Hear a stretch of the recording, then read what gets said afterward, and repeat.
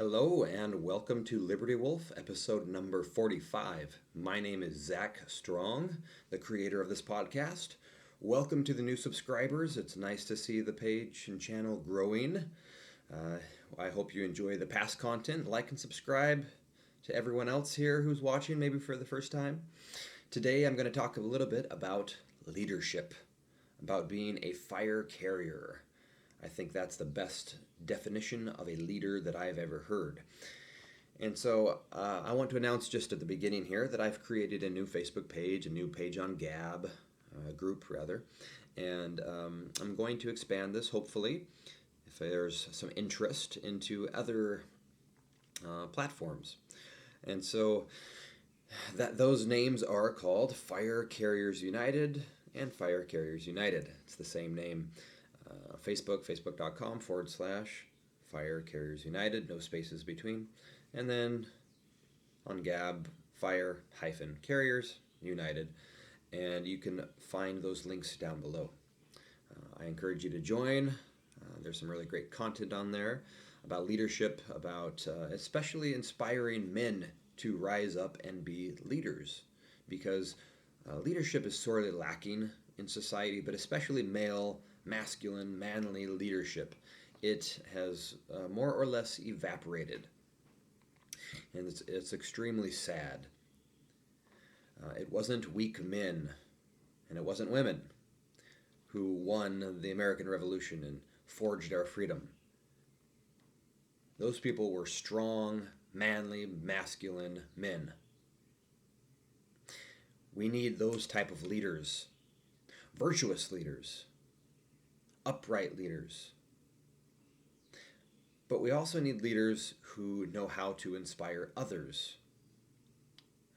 Leaders not only willing to tell the truth, that's a key part of leadership, but leaders who help other people receive that same desire and fire inside them to tell the truth, to do what's right.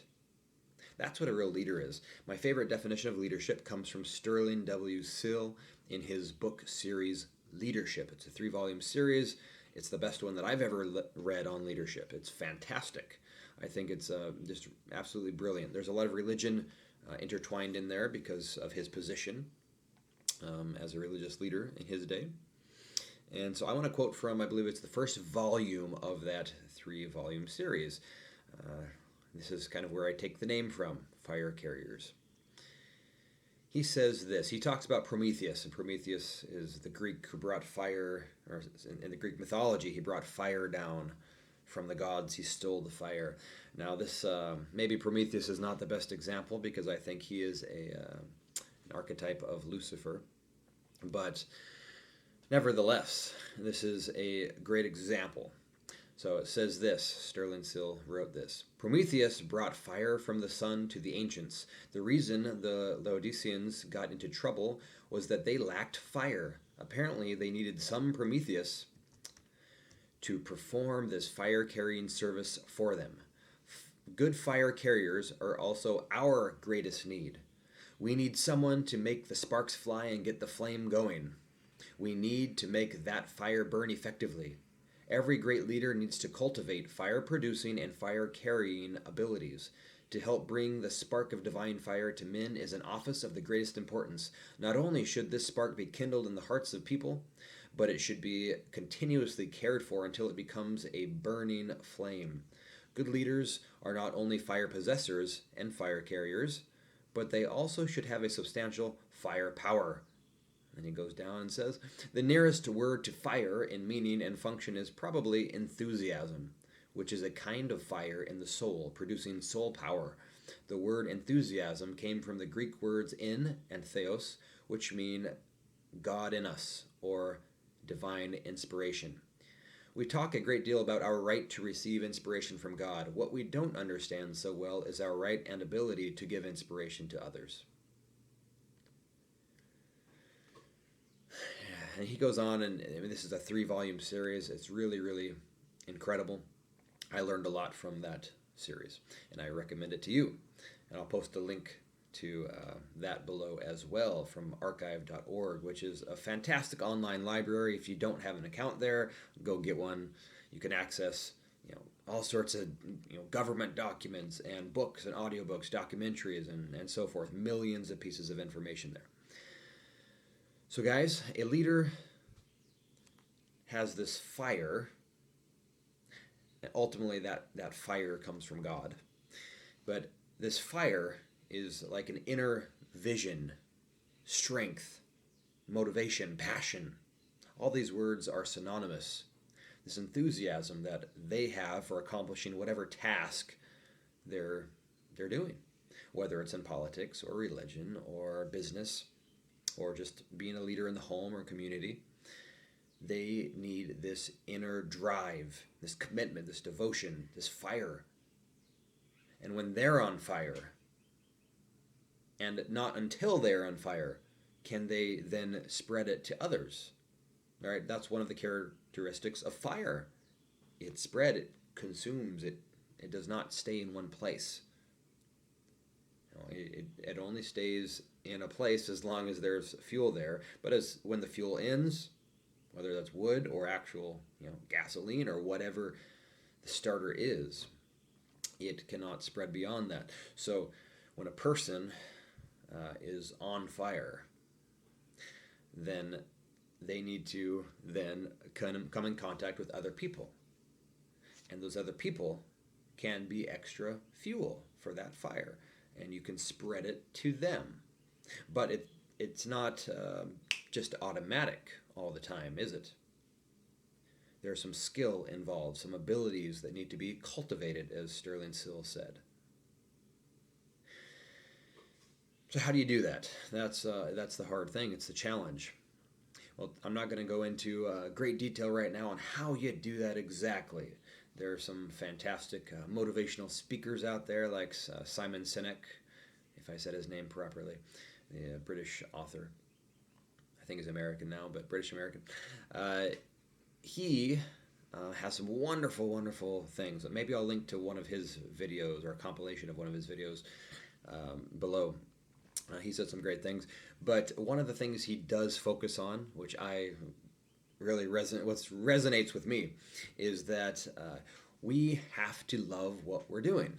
And he said 90% of people do not love what they do. And he said, and that's a tragedy. He said that makes him feel very sad. It really is a tragedy. If you look around, you spend so much time in doing things. If you don't love it, that's a tragedy. So whatever you're doing in life, if you love it, then, and I think only then, can you really truly spread that same desire for that thing to another person. Okay? And so again, if you're in the realm of politics, is it really in your soul? Are these principles of liberty, forgive the little ding there, are the principles of liberty really in your soul?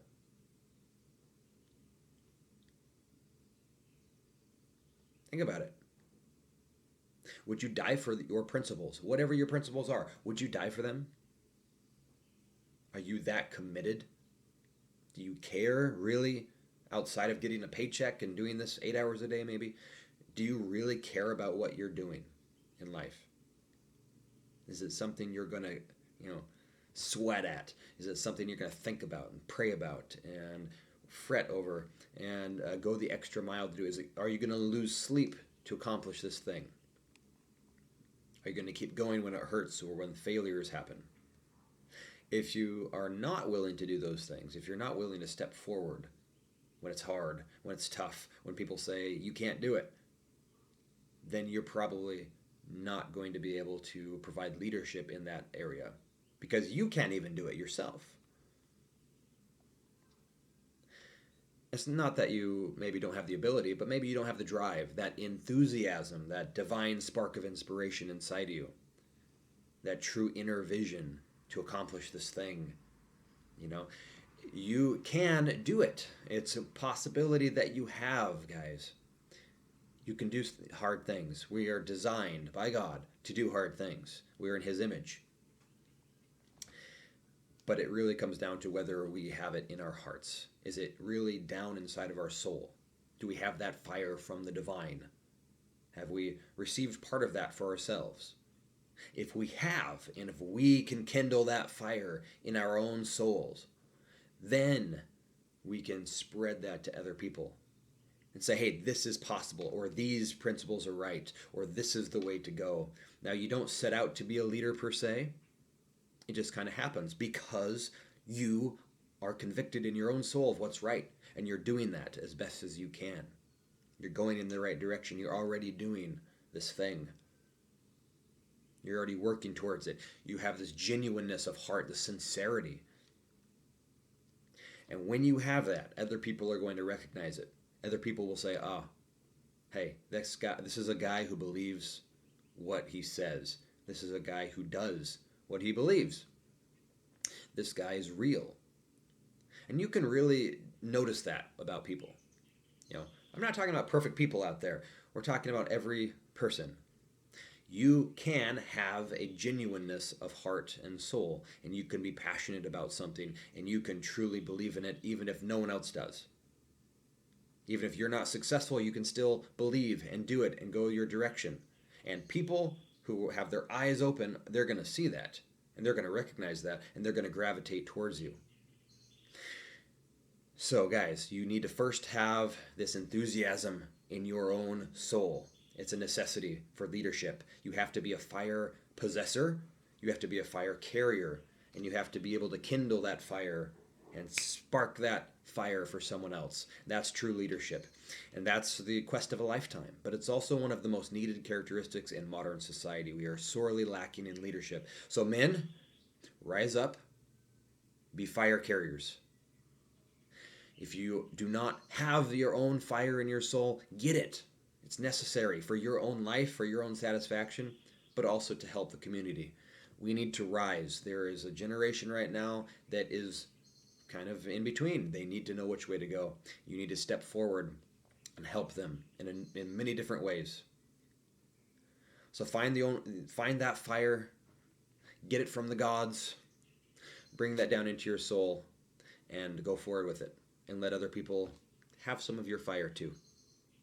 That's all I have to say today. Sic Semper Tyrannis. Long live liberty.